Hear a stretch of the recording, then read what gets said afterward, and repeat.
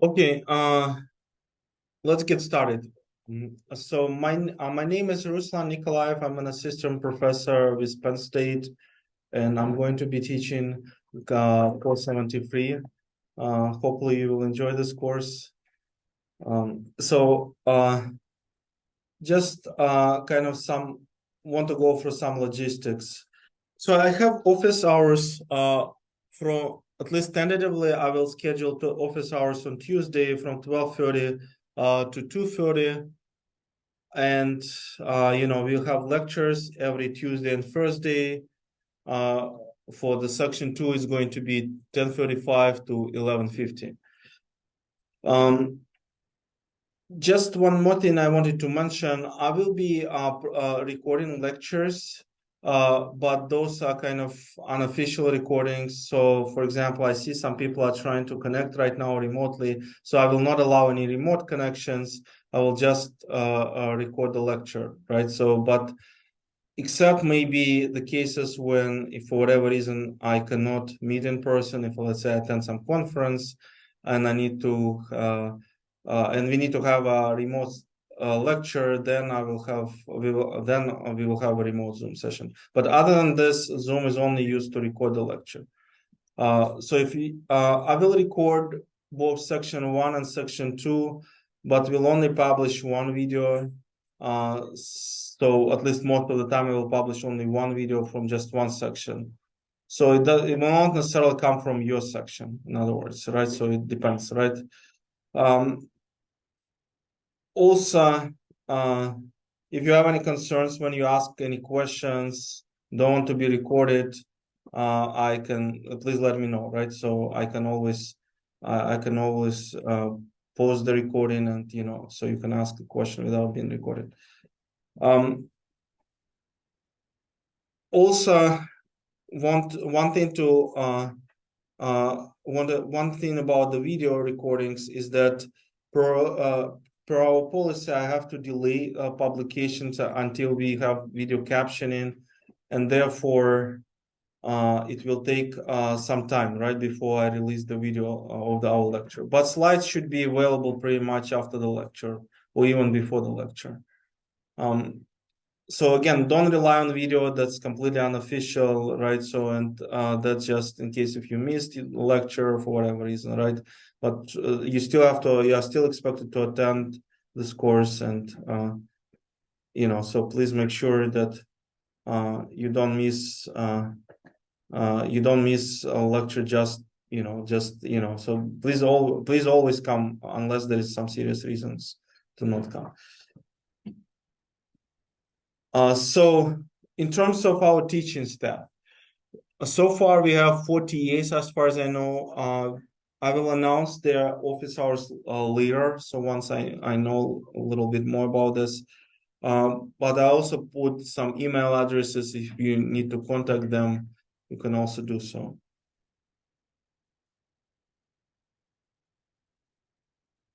So what are the requirements for this course? Well, I think most of you have 311 or 331. Unless you are a graduate student, then perhaps there might be some different requirements.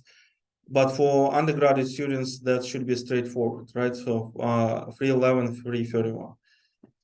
Those are formal requirements, but of course, what is also important is to have good prior background knowledge. Specifically, for this course, C programming will be very important.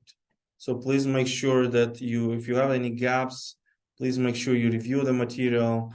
That will be really challenging if you struggle with C, right? So please spend some time on that. So by the way, regarding the C programming, what I plan to do, and you don't need to panic or stress out because of this. I'm gonna have a quiz our next lecture, just to kind of test your background knowledge. I will grade it very leniently, so don't stress out. You just, if you have a chance to review some C material, please do so by next time. But don't spend too much time on this, because the goal of this quiz to give feedback to both you and me at the same time, right? So that I can basically understand what most students, what kind of background knowledge most students have, and it also gives a feedback to you as well, right? So again, I will grade it very leniently, so don't worry about this. Only, but only quiz projects. I'll get to that later. That will be graded like the way it's supposed to be graded. So Linux command line is also important to know, and I assume that most of you should also be familiar with the GGB debugger, particularly from 3.11. So I guess those skills will be important here as well. Any questions so far? Okay. So we will also use several textbooks, but only one of them is required, and it's available online. So you don't necessarily need to purchase it. You can just go to the website. This is called Operating System Free Easy Pieces. So there is another textbook which may sometimes be useful, especially maybe for one of the projects, but it's really not required because we'll cover all this material. So I recommend this textbook just in case if you have that. Probably you can access it online through the library. I'm not 100% sure though, right? So, but again, this is not required. This is just recommended. So this is Computer Systems, a Programmer's Perspective. And when we're gonna talk about concurrency, we may also use a little bit the little books of semaphores. Again, it's recommended, and it's going to be available online. So 2 books are available online, and the most importantly, the required textbook is available online. If you have computer systems, fine. If not, that's also fine. So in terms of grading, one important thing is that this course will be project-based primarily, right? So in terms of grading, so at least 50% of your grade will come from the projects. So therefore, you don't want to miss any of these projects. Specifically, I'll get to that in more detail, how many projects we're going to have. But typically, if you miss one project, even just one project, that can be detrimental to your grade, right? So it can be even, I don't know if it's going to be possible to even get C, right, after that, right? So please don't miss any projects. It's a different question what kind of grade you get in this particular project, but you have to complete all projects typically. Also, we will have some sort of take-home midterm exam, which I kind of called homework. So it's going to be 1 or 2 homeworks, but basically the idea will be to kind of treat it as a take-home midterm exam. And we will have a real midterm exam as well in class. So it's kind of like, one of them is going to be kind of second midterm, but that will be taken home, right? And the real midterm in class. And of course, there will be a comprehensive final that would be 25% of your grade. So those are tentative this grading scheme is really tentative, and we can change it a little bit, but that's at least my expectation, right? So for example, right now, I'm not sure whether we will have any quizzes. So if we add any quizzes to, except the quiz that's coming up next time, but though this quiz is kind of like anyway, so I'm going to grade it leniently, and it's an exception. So if we have regular quizzes, then I may reallocate 5% towards the quizzes. So in terms of late policy, it's important to be to submit everything on time, and not just submit everything on time, but to get started earlier, right? So because if sometimes students overestimate their abilities, and what happens is that you put it off till the last moment, and then it turns out that you cannot complete it. You have to use a late day, and then when you use a late day, you still cannot complete it, and then things really become bad, right? So at that point, so it's better to be earlier, and if you finish it early, fine. If you don't finish it earlier, then at least you have some additional time to resolve whatever issues you have. And most importantly is why I'm saying it's important to get started early. It's important to identify whatever issues you have early on, right? So if it turns out that you're stuck in some particular place, you at least have time to resolve it, right? Perhaps if you realize that you just need maybe a couple of more hours to finish it later, maybe you can do it later, but as long as you know what challenges you have, right? So it's better to at least get started first, estimate what kind of time you need to do that, and then maybe finish it later if necessary, right? If you have some other priorities at that point. But please make sure to get started early at least. This way you will identify whatever issues you have. So for late days, we'll typically have at most 1 day per project or assignment. The penalty will be like 15%, maybe except some cases, some additional, but those cases I will explicitly mention, but that's the general policy that we will have. So again, from my past experience, what happens, sometimes students put it off till the last moment, but even 1 late day is not sufficient after this, right? So please don't repeat these mistakes, right? So then, so please get started early.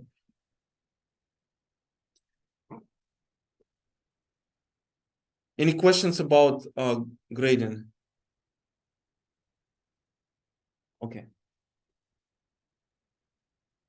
So, it's a relatively challenging course, but let's hope that you will enjoy also this course at the same time. And I'll try to do my best, what to help you with this course.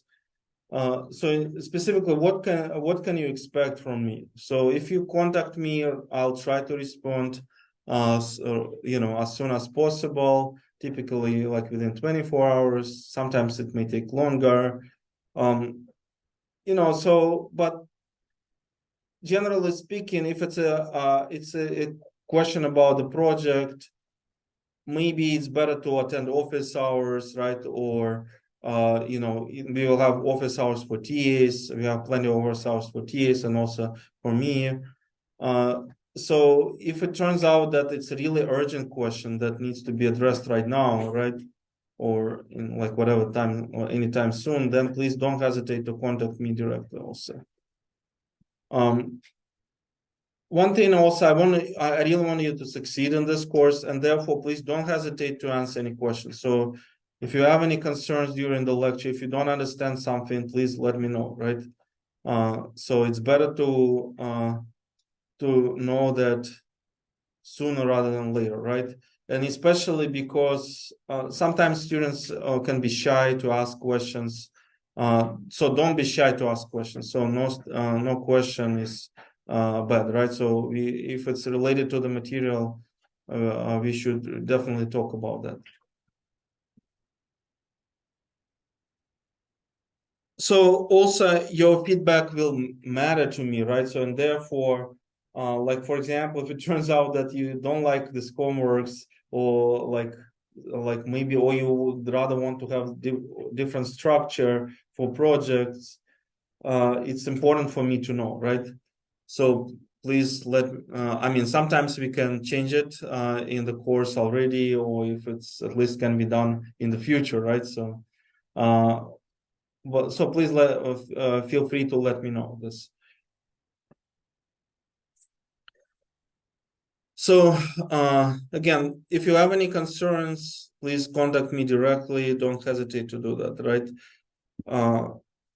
So whatever issues, either it's directly related to the course material or just in general to the course, please let me know. So what I expect from you? Well, I hope that you will have a desire and commitment to that you can use to gain some knowledge that you can use in other courses. And more importantly, I guess most of you will be graduating soon, right? So you want to apply the skills in your real life job, right? So I really hope that you have this desire to get the skills. So be respectful, right? Don't we will have sometimes maybe difficulties, right, in understanding certain material, but please ask questions. There is nothing to be ashamed of, right? So please ask questions. Complete all coursework on time, right? And as much as you can do, right, to the best of your ability, because as I said, maybe missing one project is going to be really disastrous, right? So, or getting a bad grade in one project can be also bad, right? Can be still, depending on situation, doesn't necessarily have to be a disaster, but it can put a real strain later on, right? So for example, if you get a bad grade for the first project, then you have to do really well in second and third project, right? So that can be to recover from that, right? So therefore, it's important to do everything on time. So please allocate enough time to this course. Some of you will complete this course. Some of you will complete this project assignments probably relatively quickly, right? So some of you will have to struggle a little bit. And, but this is not a problem, right? So for example, if you spend like 7 hours trying to debug and then it turned out to be just one line of code that was broken, that's not necessarily wasted time. That during the 7 hours, you probably learned how to debug the code, right? And that can be really useful for your future career, right? So don't think of this time as some sort of wasted time, right? So it's really we learn sometimes from our mistakes, and that can be really helpful.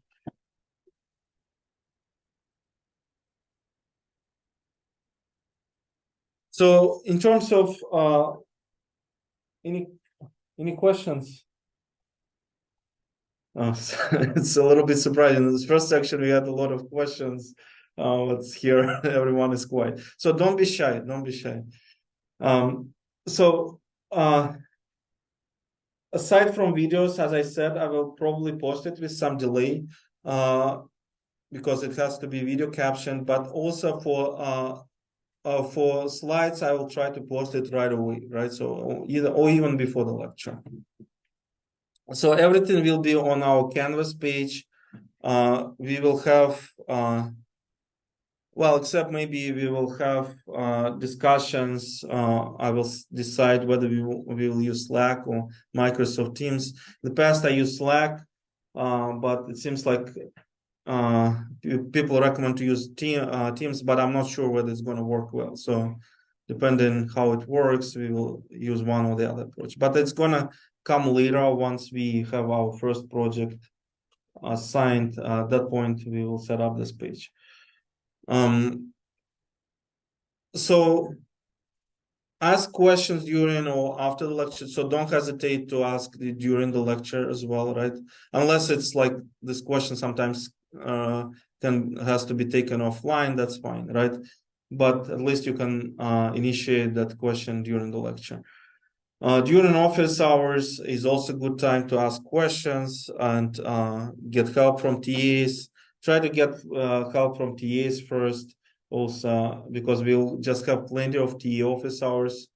We'll also have office hours for me.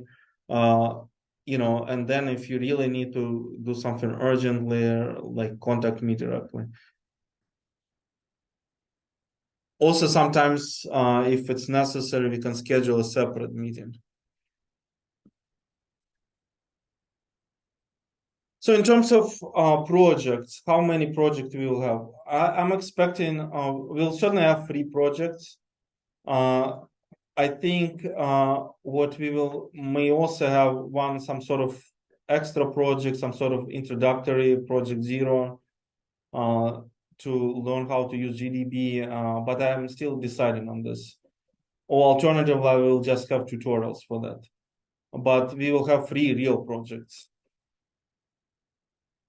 So for projects, we will use GitHub.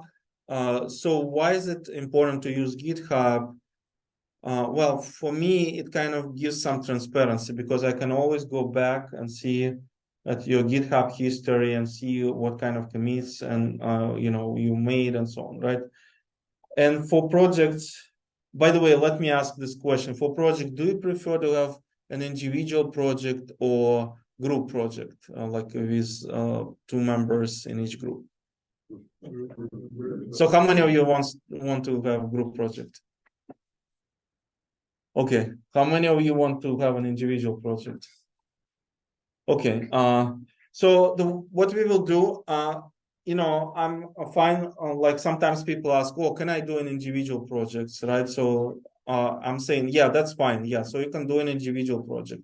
So the goal, the primary goal, why I want to have group project, is so that you can kind of learn how to collaborate with some other people, right? So in this way, you're kind of better prepared for your software engineering job position in the future and so on, right? It has its own challenges because your partner may, for whatever reason, become unresponsive or like disappear or like all kind of issues arise, right? I mean, I will be okay if you create your own teams, but sometimes you ask, to assign someone automatically, right? So I can do that as well. But all kind of issues, or even you started with some person you wanted to work with, but then turned out this person still becomes unresponsive for whatever reason, right? All kind of issues can happen. Or this another partner creates code which is buggy or something like this, and then you need to resolve that issue as well. So working in a team has its own challenges, but it's also beneficial because this is something that you can also expect in real world job, right? So such as software engineering.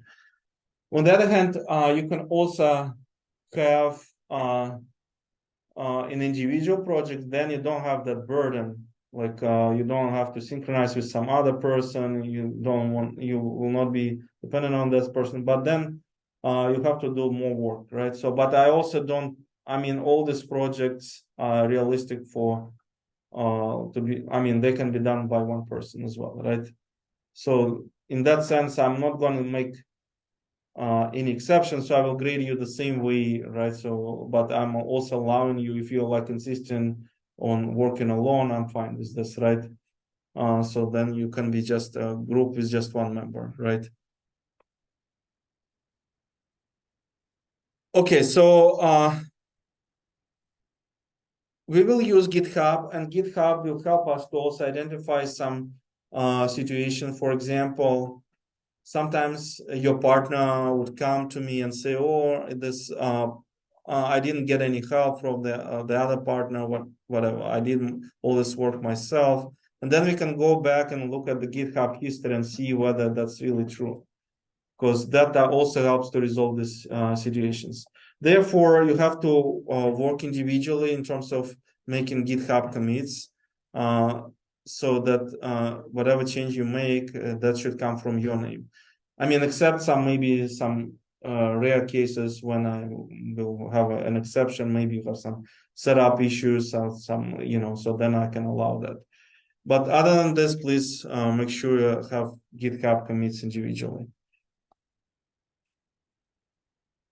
So in terms of homeworks, as I said, it's more like a take-home midterm exam.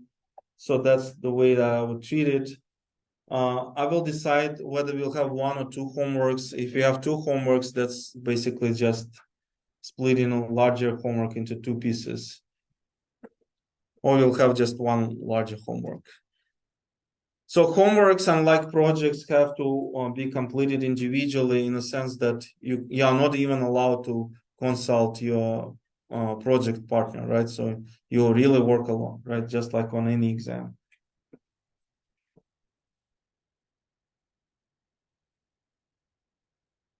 Any questions? Okay, go ahead. What's the time frame for working on the homework assignments? Is it going to be like a youth? Well, I wouldn't worry about homework itself because it's just one homework, more about projects, right? So homework may come at some point during the semester, and I will just give you like maybe several days or a week to complete it, right? But that's not the main thing. So the main thing is the project, right? So the project, well, I mean, the homework still counts, right? So it's still 10%, right? But the projects will probably take longer, and the projects require programming, right? So you have to do some coding. So are you asking how much it would take for the project? Yeah, how much time do you normally get? Well, it depends on the project. For example, we'll have probably second project will be a little bit simpler.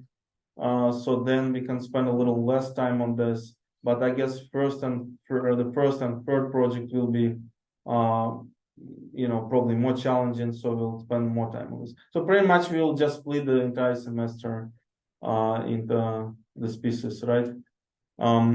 I mean, the projects will not start right away though, right? Because we still have to have some background knowledge before we get started. But once we get started, I guess several weeks, maybe a month for one project.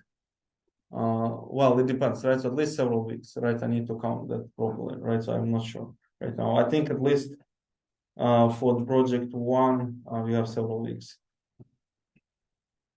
Okay, go ahead. For the homework, do you have a preference on delivery style? Like, is it handwritten or latex or Word? For homework, it's just one homework, right? So it's going to be probably later during the semester.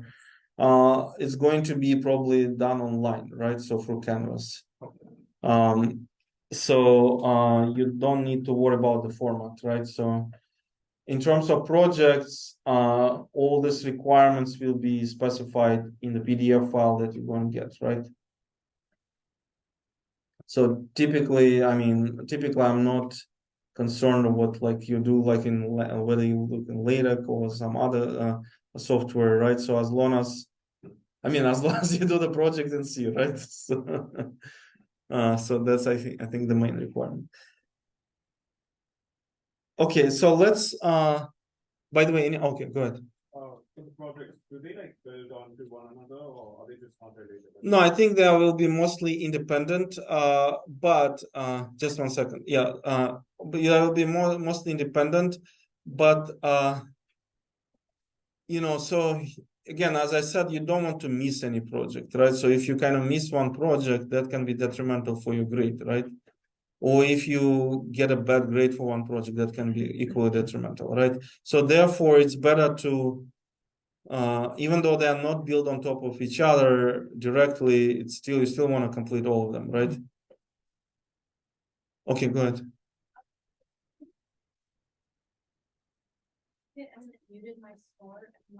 Yeah, I'm sorry about this. I think somebody from section 1 already mentioned that. I think there was some problem with the setup. So I will change that. I'll check what's going on there. If it's impossible to fix for whatever reason, I have to set it up again. So I'll just, ask you to retake it, right? But otherwise, I should be able to fix it, right? Yeah, thanks for letting me know.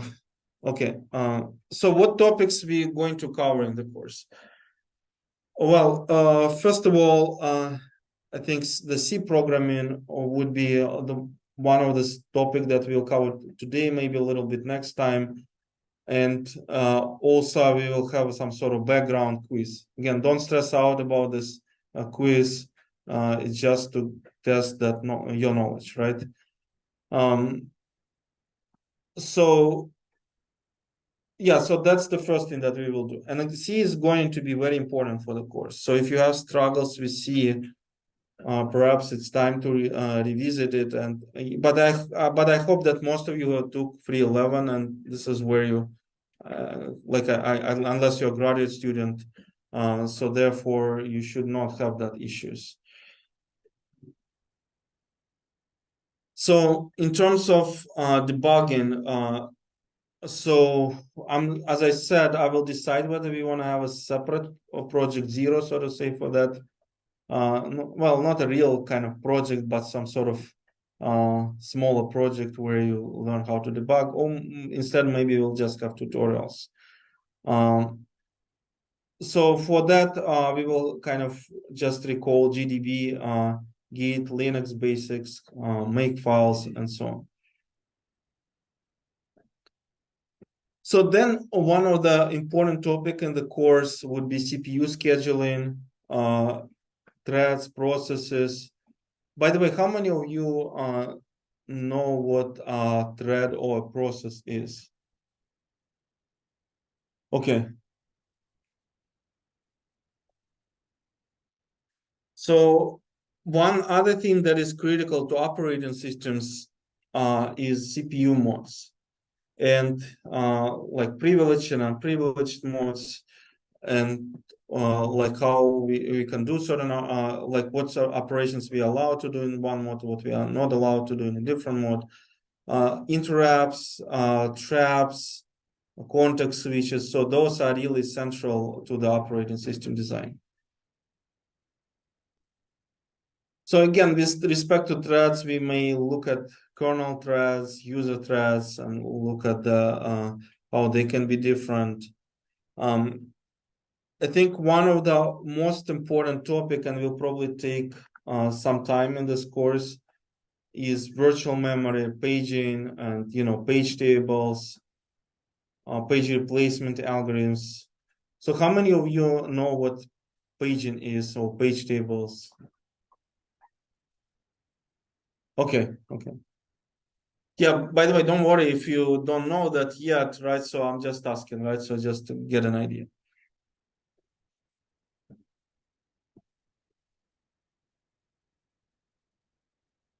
So one topic that we will probably spend some time on is dynamic memory allocation, specifically that can be useful for one of our projects.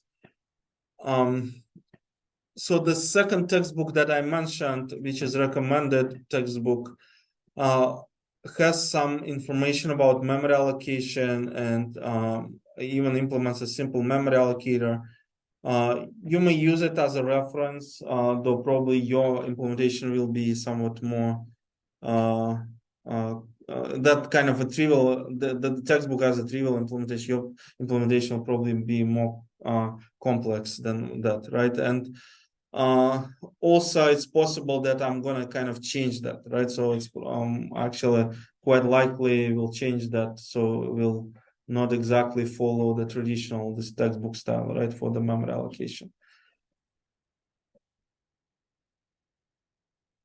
So also we will cover concurrency, mutual exclusion, locks, and specifically implementation of locks like Peterson and Bakery algorithms.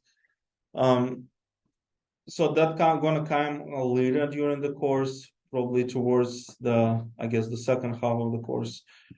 Race condition, deadlocks, that will be also part of that, right? Semaphores, condition variables.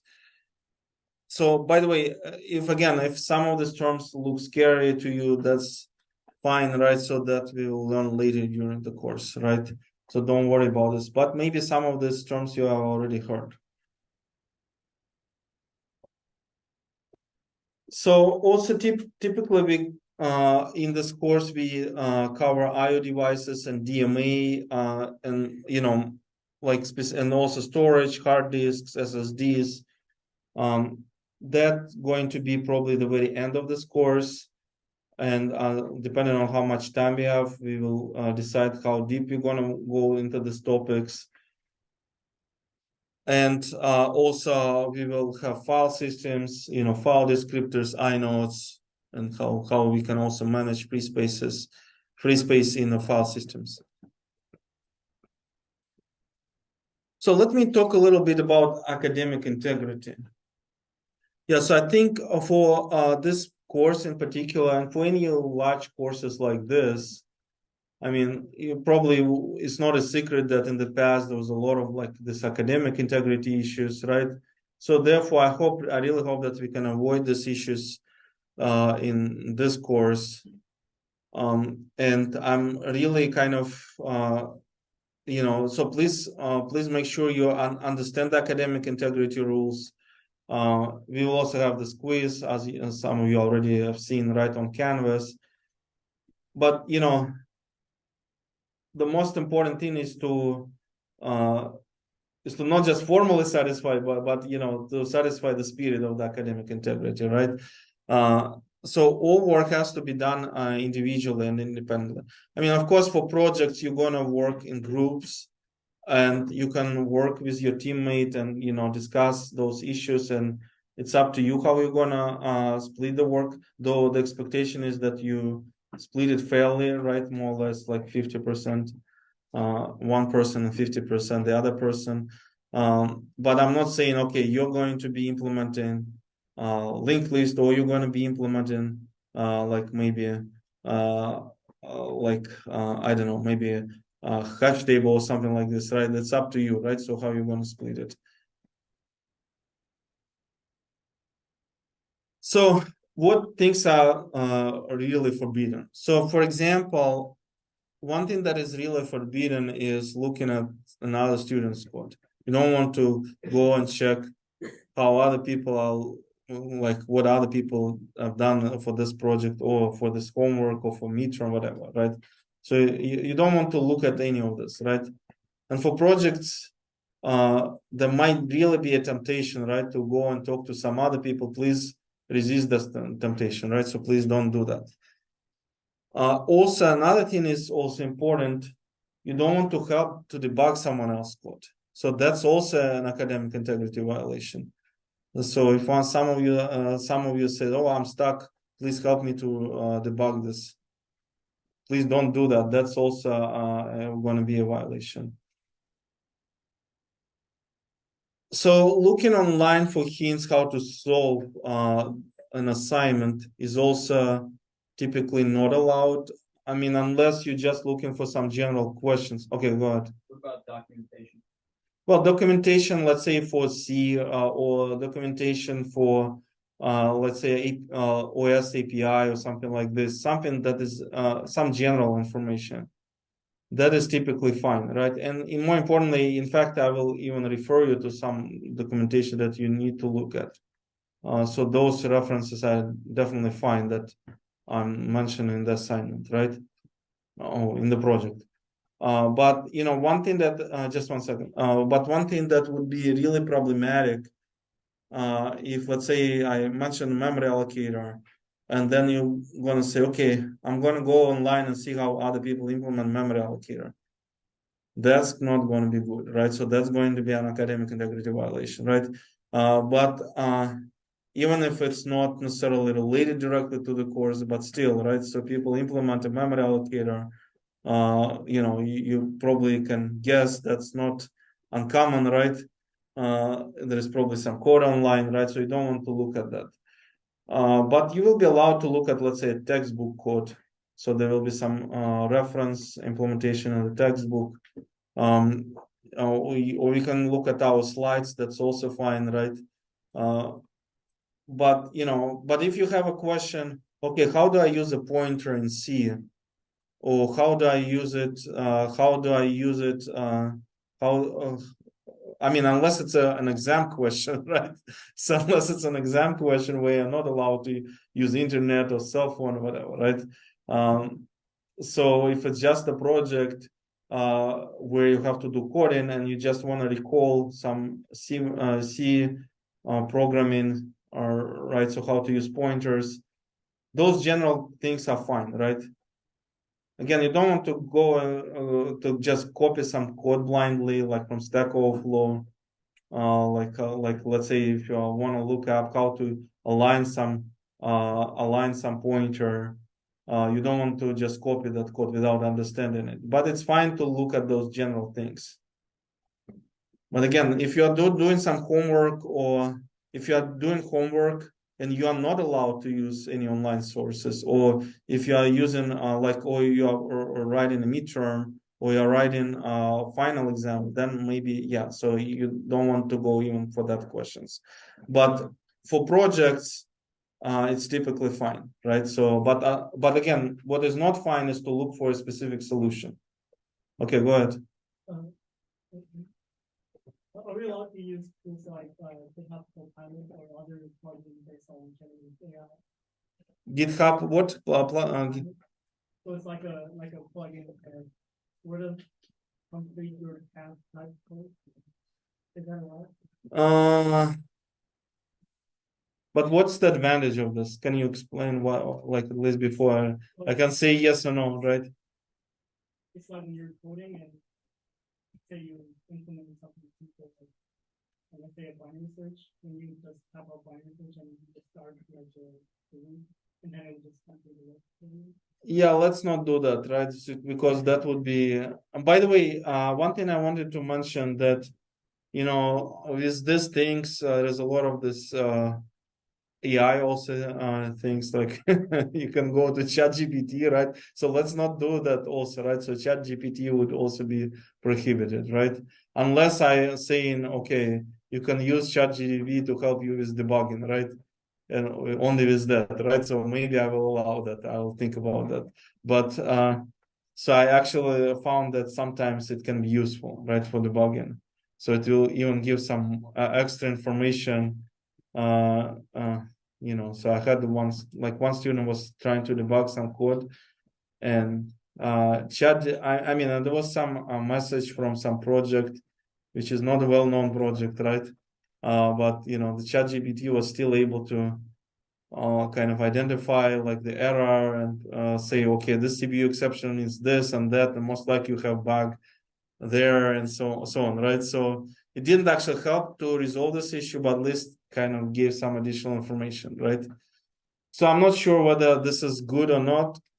So definitely not. What would not be allowed to go and ask for to get some code, right?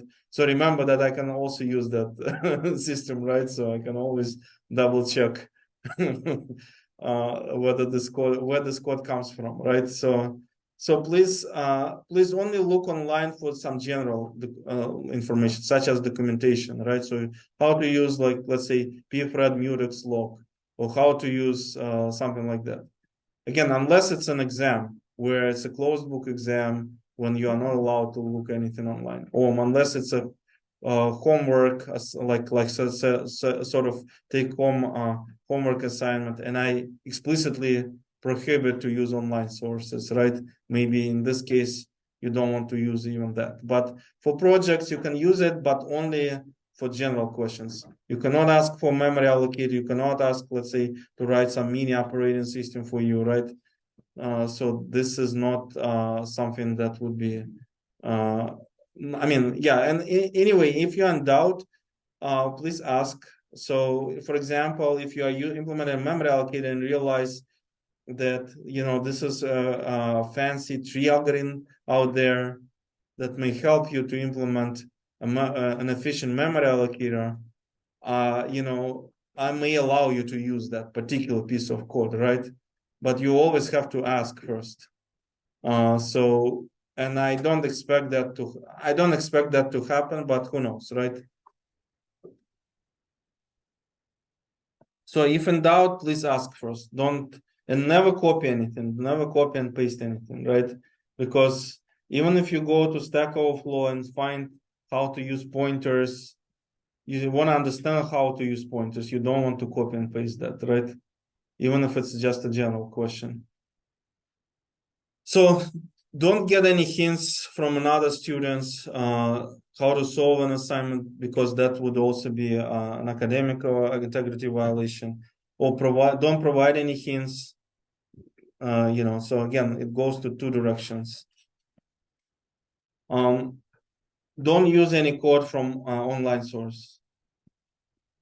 So again, you should never copy and paste anything, right? Even for general questions. Don't post any course related code or any material, in fact, to online public location. So there are actually two problems with this. First of all, it's a definite academic integrity violation if you post a project solution somewhere on a public GitHub repository, right? So when you're going to use GitHub repository, it's going to be private. So it's going to be set up such that only you can see it. Or your teammate can see it as well, right? So, but but it's not public. So don't go and just don't create a public repository when everyone can see it, right? So that's going to be a problem. And also a problem from another perspective, it can also be a problem from a copyright perspective, right? So there are two problems at the very least with this, right? So this is, again, don't post anything on any public location. So also don't assist anyone with, in violating any academic integrity policy, intentionally or unintentionally. So, for example, if you create a GitHub repository, yeah, make sure it's a private repository, right? Don't pretend that it was this public accident or something like this, right? So because by default it will be created private unless you're going to change this rule, unless you're going to change settings, right? So again, don't do it intentionally or unintentionally, and don't get any help from any source other than just teaching staff, whether me or just TAs. Any questions? Again, this is very important because I hope that we won't have any issues with this. Because one academic integrity violation can really derail everything, right? So if we imagine if you have it for one project, even if you don't have it later on in other projects, that can already put you to the situation where you cannot even get C anymore, right? So this is really a problem, right? So therefore, I mean, it's better to get a lower grade than to fail the course, right? Or get on top of this academic integrity violation. So why do we need to study operating systems? Well,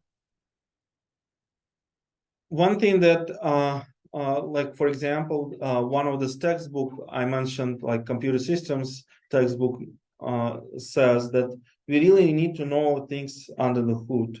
And, so there specifically the experience of these authors has shown that, we have to, once we know that under the hood, you can really become a better programmer, right? So, and why do you need to be a better programmer?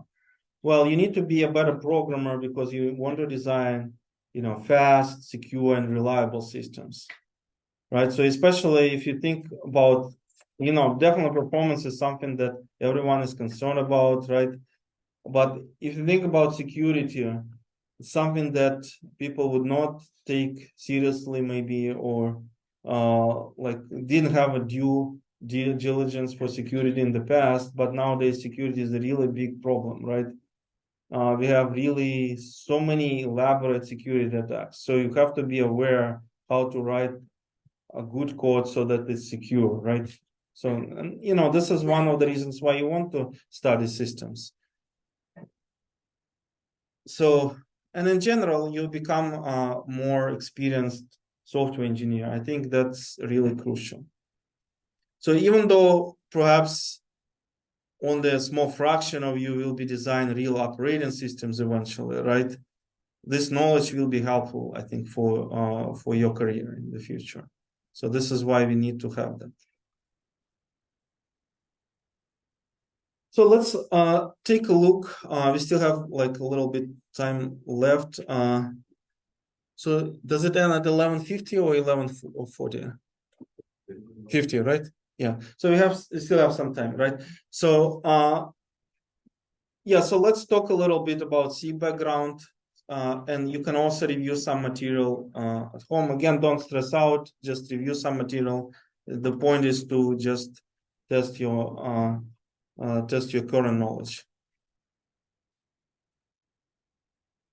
So, by the way, please bring pens or pencils next time, right? So don't forget to bring it. So it will be like a paper quiz, right? But it will be pretty short.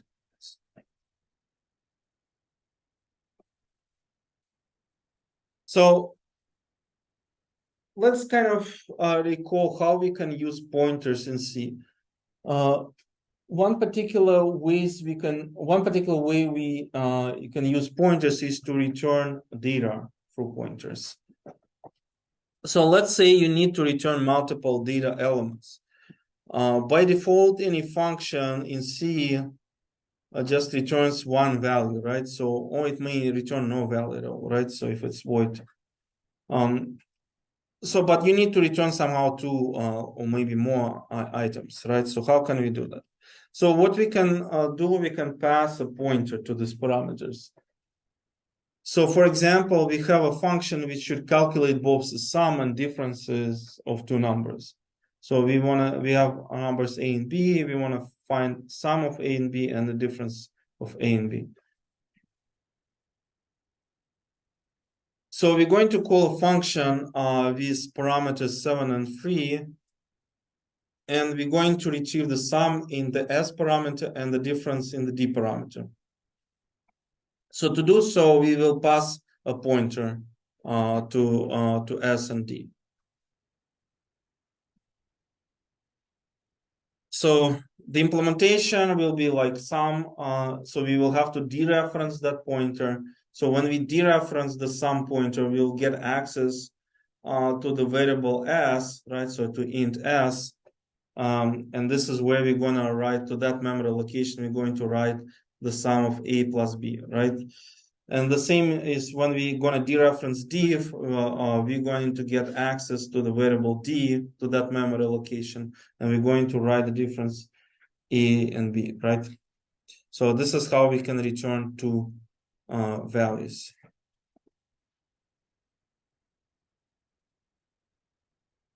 So another thing that you probably recall is like double pointers, right? So those things sometimes can be a little bit confusing, but there is nothing really scary. And like when you see int star star, that really means it's a pointer to a pointer, right? So let's say now instead of integer, we have a pointer, and you want to modify that pointer, right? So you will create a pointer to a pointer. So let's look at an example when we can actually do that. Let's say we have a linked list. Like it's null terminated linked list has 2, 6, and 7, and head points to 2. So now let's say we want to create a method which will modify head, but we cannot just pass head by value, right? Because head has to be changed. So and head is itself as a pointer. Head is a pointer to node 2. So it's actually as a type node star, right? So it's it's already a pointer. So but we want to modify head, so we'll have to pass a pointer to a pointer. So it's going to be not double star.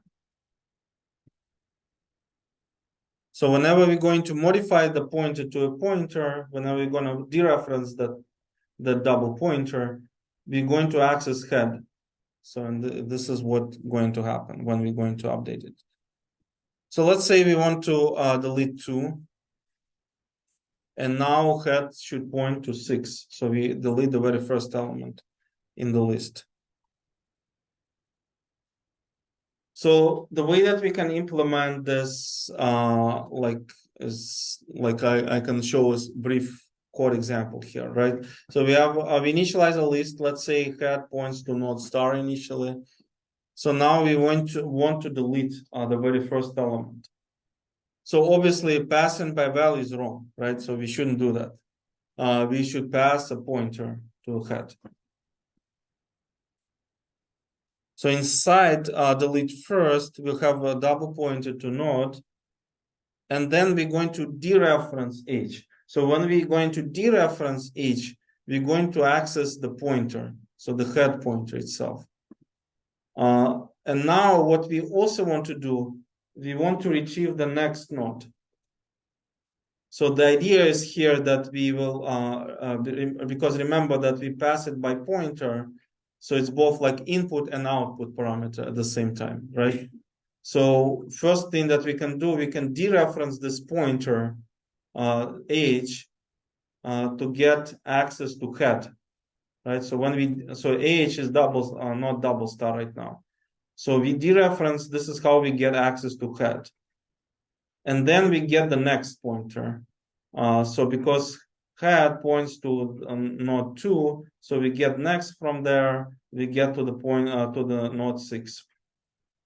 So, and then we have to write to head. So again, we're going to dereference H and write the resulting value. So node 6 there. So that's the first possibility. We use arrow, right? If you remember in C, an arrow is the same as star in brackets and then dot, right? So therefore an alternative would be to have double star in brackets and then dot. So that's that's totally reasonable, right? So either of this, though I guess most of the time you will see version 1.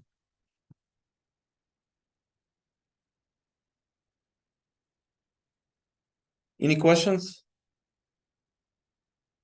Okay. You said you can do either one of those? Yes. So the equivalent, right? So the star, just forget that it's a pointer, a pointer. Let's say it's a pointer to an integer. Well, you cannot. Well, sorry, pointer to an integer will not work here because let's say it's just let's say it's not. Let's forget about the output value star h, right? So let's say we are passing node star h. Then we won't have the 1 star before h, right? So it will be just h next. I mean, we'll have to write it somewhere. We cannot write it anymore like this, right? But let's say we at least can dereference it. But then we'll have star before h and then dot, right? So that will be equivalent to arrow. So that's just a C convention, right? So there's nothing magical here. So the C language says arrow is the same as star in brackets and then dot, right? So that's totally equivalent. So otherwise, I mean, there is no difference between these two expressions.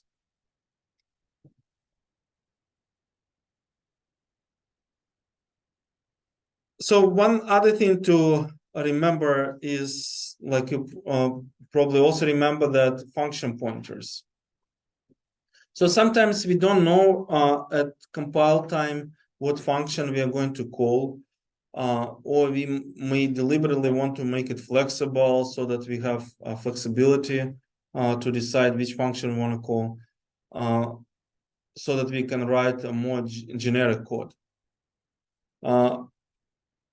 So what we will do, we create a special function pointer. So type def, you can see type def lon, and then function pointer is going to be this a little bit weird declaration, right? So you can see the star map function that basically declares a type for the function pointer. Again, this is something you can review the C material. That's how we can declare a type of a function pointer. And what it means is that the function will return lon value, and it will also have lon input. So any function that satisfies this requirement can be passed as the parameter. I mean, assuming that you know what you're doing, right? So you don't want to, I mean, because your programs also have to be correct, not just the compiler will be happy as long as it satisfies this requirement. Otherwise, you will get an error, right, during compilation, or at least some warning.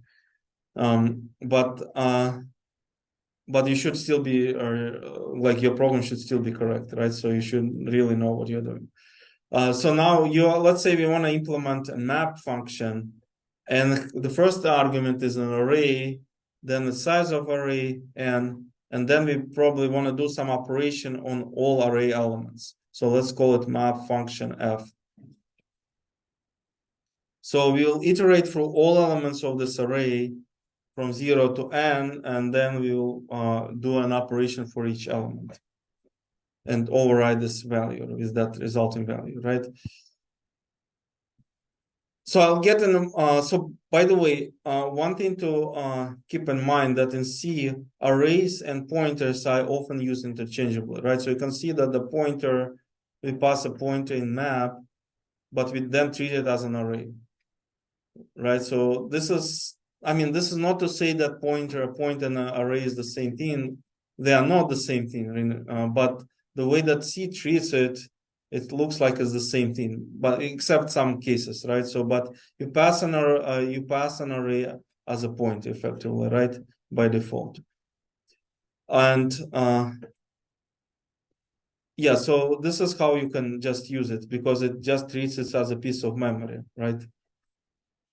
And therefore, whatever operations we have on pointers, they are also very much related to the operations that we will have on array. So this is why you will see that we have lone star, it's a pointer, but then we treat it as an array, right? So again, a pointer doesn't have to be an array. A pointer can be just pointed to one integer value. That means an array of one element, so to say, right? That's how it will be treated. Or you can create an array of, let's say, 10 elements or 20 elements. That's also possible. So let's say we have two functions which satisfy this type def declaration. So we have increment, we have x plus 1, or we can have a decrement x minus 1.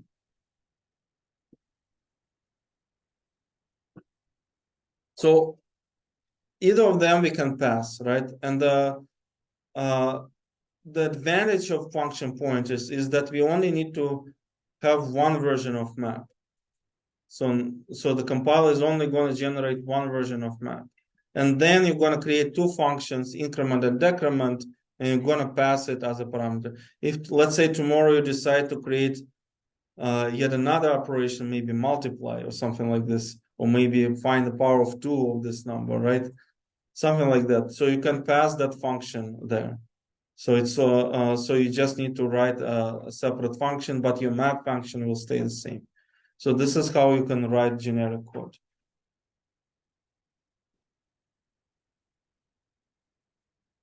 So in terms of other things that are important for the C language is pointer arithmetic. So this is also some material I advise you to review because I know that a lot of students make mistakes with pointer arithmetic. And this is really important, especially once we get started to work on our project, on our first projects. That will be, I know that pointer arithmetic issues are one of the most common issues there. So please make sure to review that material. One thing to remember that we're going to increment according to the data pointed to, right? So for example, if you have a char star pointer or void star pointer, the convention in C that it's going to increment by 1 byte, simply because of size of char is 1 byte. So it's points one character is 1 byte traditionally, therefore increment size is going to be 1 byte. Well, void star void is an empty type, but the convention is that we will also use 1 byte for void star. So now we have short star. That typically means we have 2 bytes increments. So size of short is 2 bytes. Int star will have 4 byte increments because size of int is 4 bytes. So any idea why we need to have different increment size? So anyone? So why is it different when I add something to char star versus int star? Okay, go ahead. It takes a certain amount of memory. So when you increment that, you go to the next space allocated. Yes, yeah, and specifically why it's important because we have pointer and arrays are very much correlated with each other. So for example, let me give you an example, right? So we have P1000 and we add 1, right? So it's going to be 1004, right? Or let's say we add 2, that's going to be 1008. But remember that operations on pointers are really related to arrays also, right? So whenever we add p2 plus n, that's the same as ampersand p nth element. So, and for an array, when we have an array of integers of 4-byte elements, whenever I'm writing to array 0 element, I'm writing to location 0. When I'm writing to array 1th element, I'm writing to location 4. When I'm writing to second element, I'm writing to location 8, because each element is 4 bytes. So, and because pointers and arrays, they really have to be consistent, that probably makes sense why we have this different increment size for each pointer type.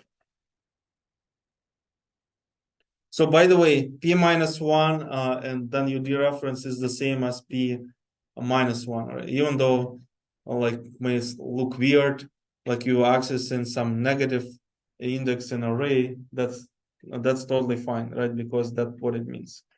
P minus 1 and dereference that. Maybe you are pointing to the end of the buffer and you want to just look at the preceding element. Okay, go ahead. Does it matter the type or for p minus 1? Well, remember the type p minus 1. What is p plus 1, right? So look at the example. If you have 1000 and you have int star, that's going to be p plus 1. P plus 1 is going to be 1004, right? So the same is going to be minus 1, right? So you'll also subtract 4 in this case. Okay, let's continue our next lecture. Yeah, so I'll try to post video, but probably will be some delay.